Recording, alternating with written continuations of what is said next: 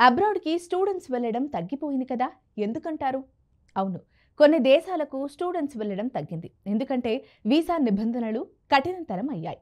UK డిపెండెంట్స్‌కి visa రాకపోవడం, Canada intake caps పెట్టడం, US OPT by H-1B pathways మీద political గందరగోళం, ఖర్చులు గణనీయంగా పెరిగాయి.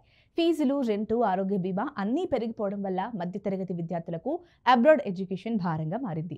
ఉద్యోగ అవకాశాల్లో స్పష్టత లేకపోవడం, చదువు తర్వాత అక్కడే సెటిల్ కావాలంటే ఉద్యోగం, వీసా, పీఆర్ అన్నీ అనిశ్చితిగా మారాయి. భారతదేశంలోని మంచి అవకాశాలు రావడం, ఇప్పుడు ఐఐటీస్, ఐఐఎంస్ అలాగే ప్రైవేట్ యూనివర్సిటీస్ అంటే ఐఎస్బీ, అశోక వంటి ప్రైవేట్ యూనివర్సిటీస్ అంతర్జాతీయ ప్రమాణాలు కలిగి ఉన్నాయి. యూకే, ఆస్ట్రేలియా వంటి దేశాల యూనివర్సిటీలు భారత్లోనే క్యాంపస్లు తెరుస్తున్నారు. జియోపొలిటికల్ పరిణామాలు, ఇండియా కెనడా సంబంధాలు దిగజారడం, యూఎస్ వీసా అపాయింట్మెంట్ డిలేలు, యూకేలో విదేశీయుల మీద ఒత్తిడి పెరగడం, అలాగే పెరిగిన అవగాహన, చదువు పెట్టిన ఖర్చుకు తగ్గ రాబడి లేదని ఇప్పటివారు స్పష్టంగా అర్థం చేసుకుంటున్నారు. తక్కువ ఖర్చుతో మంచి విద్య తీసుకోవడం కోసమే ఆల్టర్నేటివ్ ఆప్షన్స్ చూస్తున్న విదేశాలకు విద్యార్థులు వెళ్లడం తగ్గడానికి ప్రధాన కారణాలు.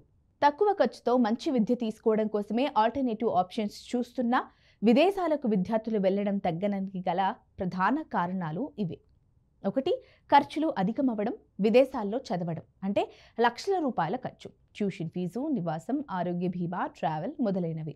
డాలర్, పౌండ్, యూరో విలువలు పెరగడం వల్ల మొత్తం ఖర్చు మరింత భారంగా మారింది. ఇక రెండవ రీజన్ వీసా నిబంధనలు కఠినతరం. యూకేలో డిపెండెన్స్ పర్మిట్ ఇవ్వకపోవడం, యూఎస్లో వీసా అపాయింట్మెంట్లు ఆలస్యం కావడం, కెనడా ఇంటేక్ క్యాప్స్ పెట్టి నిబంధనల్ని కఠినతరం చేసింది. ఆస్ట్రేలియా కూడా స్టూడెంట్ వీసాలకు కొత్త అడ్డంకులు పెడుతోంది. ఇక మూడవ రీజన్ ఉద్యోగ అవకాశాల్లో అనిశ్చితి.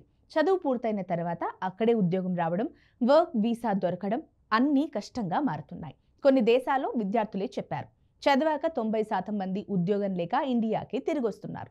ఇక నాలుగవ రీజన్ రిటర్న్ ఆన్ ఇన్వెస్ట్మెంట్ తక్కువగా ఉండటం. అంటే మనం పెట్టిన పెట్టుబడికి ఏదైతే రాబడి ఉందో తక్కువగా ఉండటం. అంటే లక్షలు పెట్టి చదివినా దానికి సరిపడా జాబ్ లేదా స్థిరత రాకపోవడంతో ఆ పెట్టుబడి తేలిగ్గా రాబట్టలేకపోతున్నారు.